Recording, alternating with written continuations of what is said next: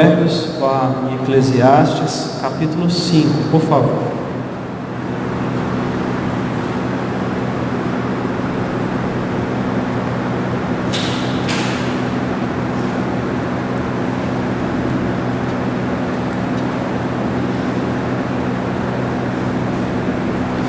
Eclesiastes, capítulo 5, verso de número 8. Ok? Está escrito assim: se você vir o pobre oprimido numa província e vir que lhe são negados o direito e a justiça, não fique surpreso, pois todo oficial está subordinado a alguém que ocupa posição superior, e sobre os dois há outros em posição ainda mais alta. Mesmo assim, é vantagem à nação ter um rei que governe e que se interesse pela agricultura. Quem ama o dinheiro jamais terá o suficiente. Quem ama as riquezas jamais ficará satisfeito com seus rendimentos. Isso também não faz sentido. Quando aumentam os bens, também aumentam os que consomem. E que benefício trazem os bens a quem os possui, se não dar um pouco de alegria aos seus olhos?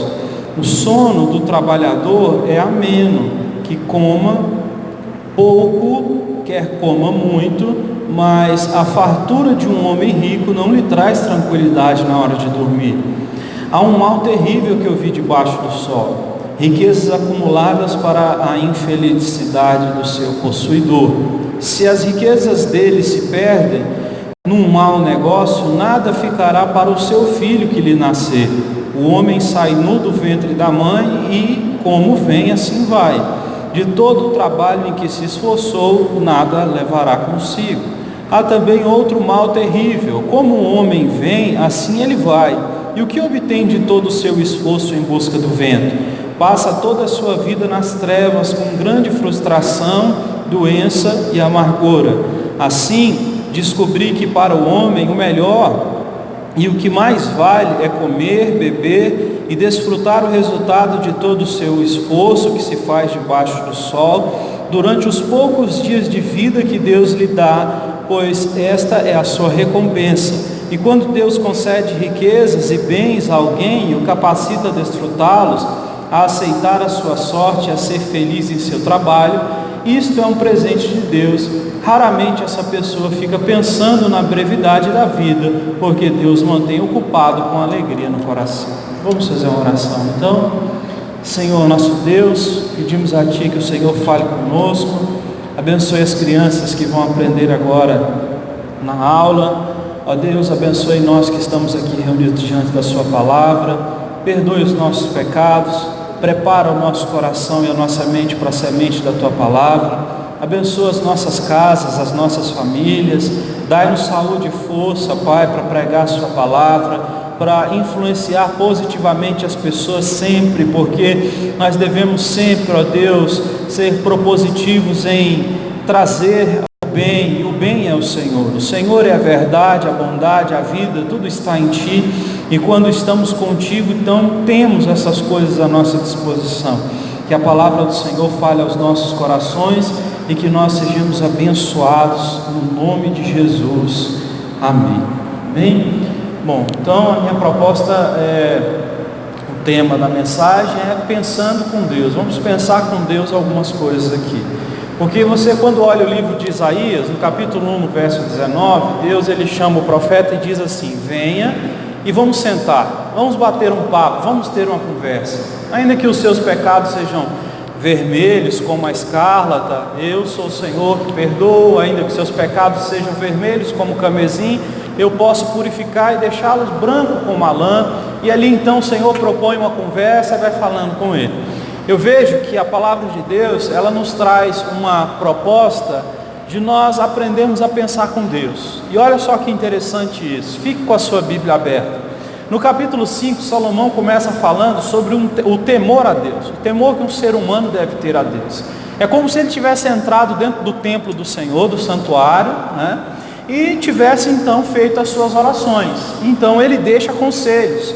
Quando entrar na presença do Senhor, fale menos, escute mais. Deus está no céu, você está na terra. Se você for fazer promessa, cuidado, porque se for fazer promessa tem que cumprir. as promessas que faz e tudo mais. Então, parece que quando ele está dentro do templo de Deus, parece que as regras ou os princípios de Deus são muito bem estabelecidos, né? Desde o Antigo Testamento, lá no Êxodo, você vê que o culto a Deus é bem organizado. Tudo que o sacerdote, tudo que a pessoa que vai oferecer o sacrifício tem que fazer, parece que todo mundo sabe muito bem. Então parece que dentro da igreja a gente entende muito bem como servir a Deus aqui. Mas a proposta e o desafio é como pensar com Deus, né? Como ser chamado por Deus, como Isaías foi, e diz: venha, sentemos, arrazoemos, pensemos juntos a respeito dessas coisas. O Senhor diz a Isaías: assim como uma vaca conhece a sua cria, eu, Senhor, conheço todos vocês que são meus. Então, aqui ele começa o capítulo 5 mostrando que com relação aos princípios da fé religiosa, no sentido da fé mesmo, a gente até conhece, mas como aplicar esses princípios à vida e ao dia a dia? Então essa é a proposta. Então, se a gente for, por exemplo, lá em Paulo, você vai perceber que ele diz que nós devemos levar todos os nossos pensamentos cativos à vontade de Deus. Devemos então aprender a pensar como Deus pensa sobre as situações, né? Você vê também ele dizendo que nós temos que transformar a nossa mente por uma renovação na palavra. Só há uma forma de nós vivermos de forma completa e contente, e isso é adaptarmos ou termos a transformação da nossa mente para aprender a pensar como Deus pensa sobre as situações. Então, muitas pessoas, elas oram bastante, elas vão às igrejas, elas fazem coisas, mas elas não se sentem completas, elas não se sentem felizes, elas não se sentem plenas, elas não estão de fato vivendo a plenitude daquilo que o Senhor Deus tem prometido, que é o acréscimo da alegria, que é a paz, que excede todo o entendimento. E aí então a pergunta que fica é: aonde é que está o problema para que a gente então não esteja vivendo isso? A questão então é a falta de sintonia no pensamento ou na forma de interpretar as circunstâncias. E aí a gente não pode se esquecer do texto em que o apóstolo Paulo disse aos Coríntios que nós temos a mente de Cristo. Cristo viveu, passou por essa terra, deixou seus ensinos para nos deixar então a forma certa para pensar alguns assuntos. Então o texto aqui que nós lemos, né, fala assim, basicamente sobre algumas coisas, como governo, dinheiro, ambição, o uso do dinheiro, sobre contentamento. E aqui então a gente aprende algumas coisas muito importantes com o Senhor, porque é fácil, como eu disse, nós entrarmos na igreja e a gente saber que com Deus a gente tem que perdoar, tem que amar, mas e aí, como é que se enxerga o governo? Como é que se trata o dinheiro? Como é que faz para o coração, né, parar com essa sangria desatada de sofrer por falta de dinheiro e coisas nesse sentido? A palavra do Senhor, ela é essa transformação que vai nos levar nesse caminho reto e tirar esses espinhos que sufocam, né, a nossa alegria. O verso de número 8, então, o rei Salomão, que escreveu o livro, ele diz o seguinte: se você vir o pobre oprimido numa província e vir que lhes são negados o direito e a justiça, não fique surpreso, pois todo oficial está subordinado a alguém que ocupa posição superior, e sobre os dois há outro em posição ainda mais alta. Olha que coisa interessante. Ele está olhando pessoas trabalhando e está vendo pessoas sendo oprimidas, né? De fato, elas estão trabalhando muito, ganhando pouco, às vezes até sofrendo torturas físicas. E aí ele diz que quando a gente vê essa opressão, a gente pode olhar para o governo e dizer: é tudo ruim, é melhor que se acabe tudo e cada um cuide da sua vida e que não haja governo. Mas ele diz: o fato de haver tanta burocracia, de um estar subordinado a outro, e esse outro está subordinado a mais outro, e esse outro subordinado a mais outro, impede com que muita bondade seja realizada no campo então social. Olha como isso é interessante, preste bem atenção. A Bíblia você não vai encontrar, nem em Cristo e nem os apóstolos, nenhum tipo de solução traga por eles, né, para o conserto de um governo, para um governo conseguir salvar um país e fazer com que um país seja abençoado. Não existe isso. A verdade é que nós temos um chamado individual. Cada um foi chamado individualmente para fazer uma coisa, que é o que Paulo diz em Romanos 12, lá no versículo de número 21, que é: paguem o mal com o bem. A questão não é olhar para o governo e esperar soluções do governo, porque existe burocracia, existem muitas coisas humanas, existe então o pecado que contaminou a terra depois do pecado original. Ele está presente e de fato não tem organização de governo, não tem organização de homens que vai consertar isso. O papel principal nosso, então, quando nós vemos algum tipo de opressão, alguém sofrendo opressão, nós temos que procurar fazer alguma coisa. Nós precisamos fazer o bem de forma individual e não tentarmos então criar coisas, criar associações que vão salvar o mundo. Os cristãos tentaram fazer isso muitas vezes no decorrer da história do mundo, foi criar associações, criar coisas para salvar o mundo, nunca conseguiu. A verdade é que o cristianismo tem um papel muito importante, de criar instituições para abrandar a força do mal e a força do pecado, Então, instituições de caridade, instituições de recuperação, são criadas para o auxílio. São feitas então por pessoas que amam a Jesus e que querem fazer o bem para o outro, e então essas pessoas fazem o que é correto. Então, biblicamente, ter fé no governo é errado, porque nunca vai dar certo isso. E eu preciso dizer isso porque a nossa solução, quando a gente olha para o governo, aqui eu estou falando porque Salomão é um homem que serve a Deus e está olhando para uma questão social envolvendo o que? O governo. Inclusive ele era o rei, ele era o rei. Eu não sei se aonde ele está olhando aqui é o reinado de Israel ou se é outro lugar, mas provavelmente é Israel. Mas o que a Bíblia nos ensina é: Deus institui as autoridades. Então, uma coisa que eu aprendi, inclusive, muito interessante, é que você e eu, quando nós oramos pelas autoridades, a gente precisa aprender a exercer perdão, porque é difícil. As pessoas que comandam, que têm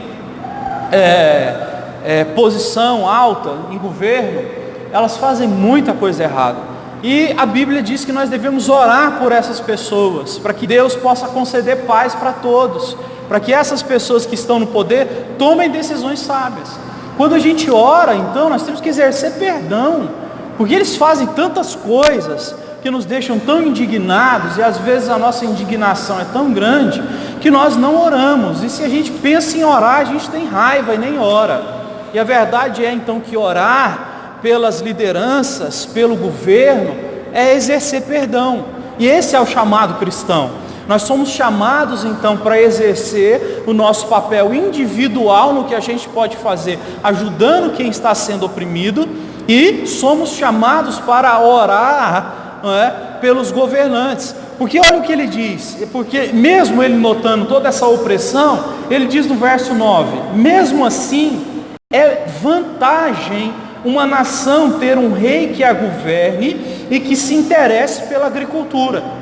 Porque ele diz, se você botar tudo na balança, as injustiças, as coisas que acontecem, ainda é vantajoso haver um governo, haver alguém que tome decisões, haver alguém que se importe com a agricultura.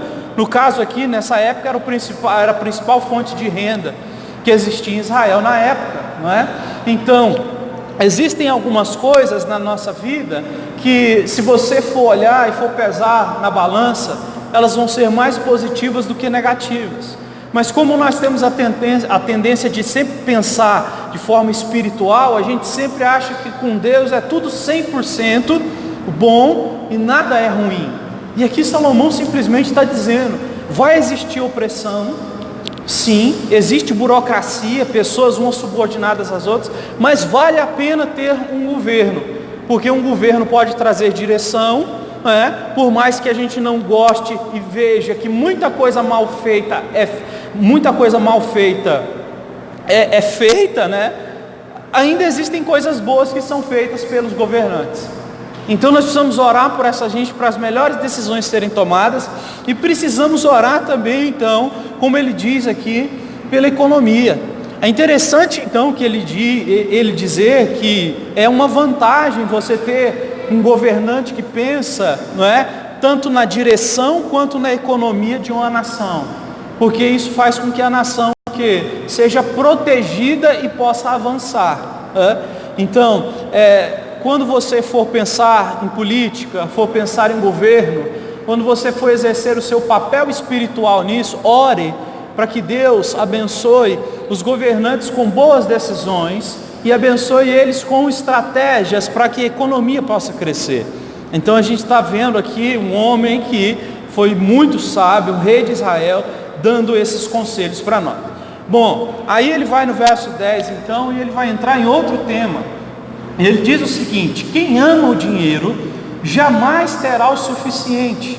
Quem ama as riquezas jamais ficará satisfeito com os seus rendimentos. Por quê? Tem uma coisa interessante: o nosso coração, ele é sempre insatisfeito. O nosso coração, ele foi criado no pecado com a insatisfação. Então, se o dinheiro for a coisa que eu mais busco nessa vida, ainda que eu cresça em quantidade de dinheiro, eu sempre vou estar insatisfeito e nunca vou conseguir me alegrar. Então, quem tem e conseguir ter mais, se o dinheiro for essa fonte primária do seu coração, nunca vai encontrar satisfação. Aqui você vai ver que no contexto geral, Salomão está falando que o dinheiro é uma coisa boa, mas ele vai mostrar que a maioria das pessoas usam ele mal, e por isso ele acaba se tornando, na verdade, o que? Um demônio. Um demônio que o quê? Que espinha as pessoas, que traz sofrimento às pessoas. Não só os que têm falta dele, não só os que têm muito, mas os que também só têm a medida necessária. Então, a questão é o seguinte: Jesus disse que só dele sai fontes que jorram para a vida eterna. Só em Jesus Cristo é que nós vamos encontrar de fato satisfação. Só quando você busca o Senhor Deus de coração, em oração, é que você vai ser satisfeito com a vida que você tem, satisfeito com a condição que Deus lhe dá. Se não houver esse contato particular entre você e o Senhor, o dinheiro que você ama nunca vai te deixar em paz. Ele sempre vai ser a sua inquietação, sempre vai ser um travesseiro de espinhos, E ele vai falar mais sobre isso. E olha o que ele está dizendo: quem ama o dinheiro jamais terá o suficiente. Isso aí a gente conhece os casos, Pessoas que já têm muito e que não conseguem parar de buscar mais, não conseguem nem usufruir, porque eles querem mais, porque amam o dinheiro e o coração é insaciável. Então é uma busca desenfreada, maluca, que não para. O coração é insatisfeito. Só Deus pode satisfazer o coração humano. Só Deus põe contentamento. É o que a palavra de Deus diz. Só Deus deixa o nosso coração descansado, a ponto da gente dizer: sim, eu estou feliz, a minha vida está feliz, eu sou uma pessoa feliz, E aqui a gente não pode se esquecer da palavra que Paulo escreveu para Timóteo, aonde ele diz que o amor ao dinheiro é a raiz de todos os males, e que buscando ele, muitas pessoas acabaram caindo da fé. Então aqui também você vê Salomão usando a mesma expressão, Quem ama o dinheiro jamais terá o suficiente. Então, de fato, o dinheiro derruba muitas pessoas, e como ele termina o verso 10, isso não faz sentido. Ele diz: não faz sentido uma pessoa buscar ter mais, estar sempre incontente. Não faz sentido nenhum. Verso número 11 ele diz: quando aumentam os bens, também aumentam os que consomem. E que benefício trazem os bens aos que possuem, se não dar um pouco de alegria aos seus olhos? Olha, o que o dinheiro pode fazer por mim e por você? Segundo Salomão, foi um dos homens mais ricos que já viveram na terra, ele diz que o dinheiro pode trazer um pouco de alegria aos nossos olhos. Então, se não houver alegria nos nossos olhos, o dinheiro não vai trazer essa alegria, só traz um pouquinho. A questão é que nós, muitas vezes, estamos tristes e achamos que o dinheiro vai solucionar, né, a nossa falta de alegria. Mas o dinheiro só pode trazer um pouquinho de alegria, é o que ele está dizendo. E Jesus mesmo disse que, no capítulo 15 de João, que ele completaria a nossa alegria. A questão então é que o dinheiro, ele confronta a nossa espiritualidade, no sentido de nós começarmos a desejar muito mais ele do que Deus, desejar muito mais ele do que a própria felicidade, né? Porque alguns acabam por cair, né, na besteira de achar que de fato o dinheiro traz a felicidade, e não traz a felicidade. O dinheiro traz um pouquinho de felicidade aos seus olhos, como disse aqui Salomão. Mas aí o interessante que ele diz é que aquele que aumenta os seus bens, aumenta o seu consumo. Isso é incrível. Eu estou lendo um livro de um homem aí, e aí ele presta consultoria financeira para pessoas, e ele começou a prestar consultoria para um rapaz que ganhava R$1.000 por mês, mas que gastava 1.200 por mês. Então ele tinha um déficit, né? Ele ficava devendo todo mês R$200, né? E ele prestando consultoria então para procurar equilibrar as finanças desse rapaz que estava endividado. E conseguiu. Só que os anos passaram-se 5 anos, essa pessoa foi crescendo profissionalmente, começou a ganhar um salário de R$10.000 e gastava 13 por mês. Novamente foi para a consultoria, né? Porque todo mês era R$3.000 de dívida que ficava do salário que era ganho.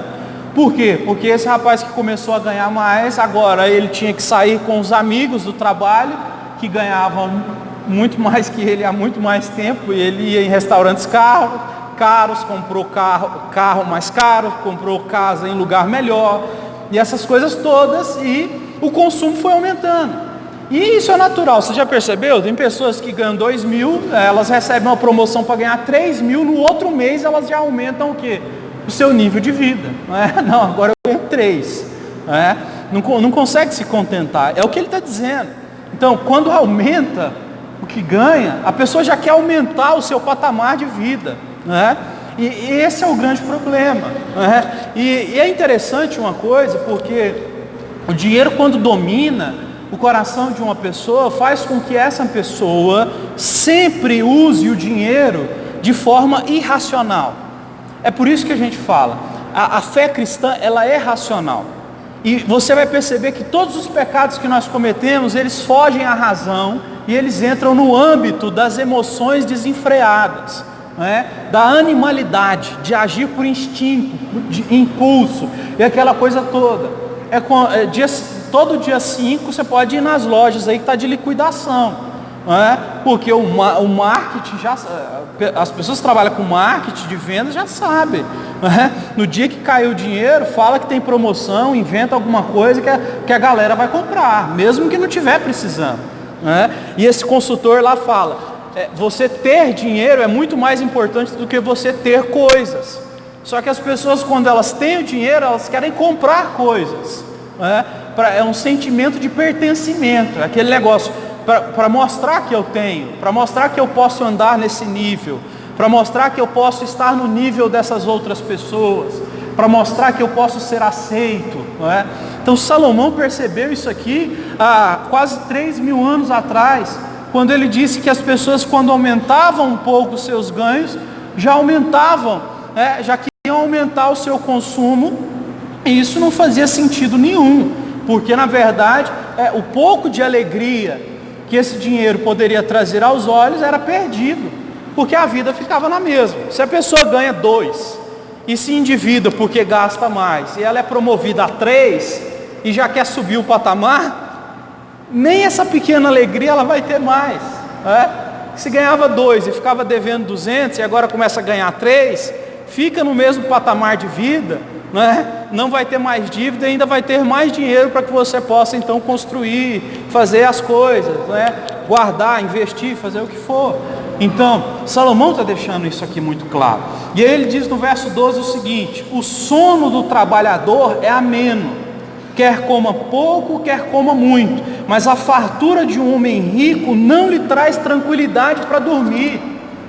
Olha que coisa interessante, aquele que trabalha e que come, que entendeu que o dinheiro serve para trazer um pouco de alegria, um pouco, não é para trazer a sua alegria inteira, né? Existem coisas maiores, Deus é maior, a sua saúde é maior, a sua família é maior do que o dinheiro, essas coisas todas são maiores. Então, aqui ele está dizendo que o homem que tem muito e que só busca o dinheiro o tempo inteiro não consegue dormir, e aquele que trabalha e que come, seja pouco ou seja muito, parece até o texto lá de Paulo de Filipenses 4,13, aprendi a viver com pouco, aprendi a viver com muito, só sei que todas as coisas eu posso naquele que me fortalece. Ele está descansado, coração em paz. Aqui ele está falando de um homem que tem muito, está com o coração simplesmente inquieto. Não faz sentido, é o que Salomão está dizendo, porque o dinheiro domina o coração. Então isso é uma coisa séria. É melhor ter tranquilidade vivendo, né, do seu trabalho, do que simplesmente dormir em travesseiro de espinhos, buscando a riqueza de forma desesperada. Verso 13: há um mal terrível que vi debaixo do sol, riquezas acumuladas para a infelicidade do seu possuidor. Se as riquezas dele se perdem no mau negócio, nada ficará para o filho que lhe nascer. Olha que coisa, ele também está dizendo que o homem que procura a riqueza, que procura então simplesmente sempre ela, é só ela, e a vida é só nessa função, se alguma coisa der errado, tudo vai dar errado na vida dele. Por quê? É o que a gente sabe, o texto diz: nu você veio do ventre da sua mãe, e nu você vai voltar. Você veio sem nada e vai morrer, e não vai levar nada com você. É o que ele está dizendo aqui. Não faz sentido esse estilo de vida que as pessoas têm atualmente. Não faz sentido esse tanto de coisas que as pessoas compram atualmente. Não faz sentido, a gente não precisa de tantas coisas que as pessoas dizem que a gente precisa, né? Só que nós estamos sendo bombardeados por um pensamento anticristão, né? E como disse Abraham Kuyper, que foi o primeiro-ministro holandês, ele era um pastor evangélico, foi primeiro-ministro na Holanda por quase 50 anos. Ele disse: é melhor você viver pagando as suas contas corretamente, né, do que buscar ter prosperidade e ficar endividado. Então isso é a coisa perigosa. Então hoje em dia todo mundo quer ser empreendedor no sentido de arriscar, e isso é perigoso, porque hoje em dia o que a gente encontra na cabeça de muita gente que diz que está empreendendo, na verdade é aventura total. Eu conheço pessoas assim, várias pessoas assim, né, que dizem que vão empreender, que vão abrir isso, vão abrir aquilo. A pessoa não tem condição, ela não tem nenhuma estrutura básica. Jesus diz: quando você for construir alguma coisa, primeiro você senta e calcula para ver se você vai ter o dinheiro para começar e terminar. Porque se você começar alguma coisa e parar no meio do caminho, todo mundo vai passar e rir de você e diz: olha lá, começou o negócio e terminou, parou no meio do caminho, abriu a loja, fechou, olha lá, não tinha base nenhuma. E o que a gente encontra é isso hoje em dia. Os meninos de 20, 21, 22, 23 anos são empreendedores.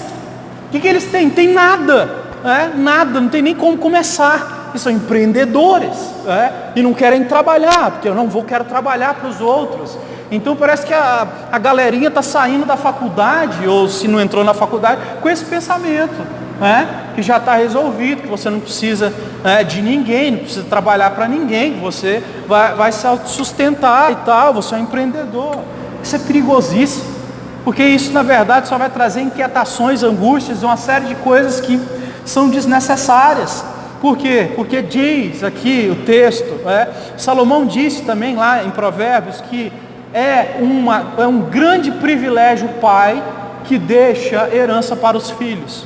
Olha o que ele disse aqui no verso 14: o cara que faz um mau negócio não deixa nada para os filhos.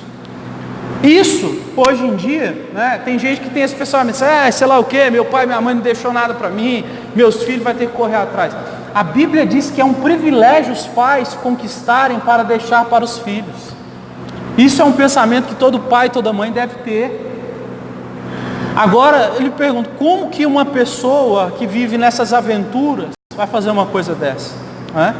Então, é muito importante a gente se atentar para as coisas que a Bíblia nos ensina sobre os assuntos. Então, se você não sabia disso, saiba disso agora, não é? Que Deus nos abençoe e nos ajude para que a gente possa construir para os nossos filhos, porque isso é uma recompensa que Deus nos dá.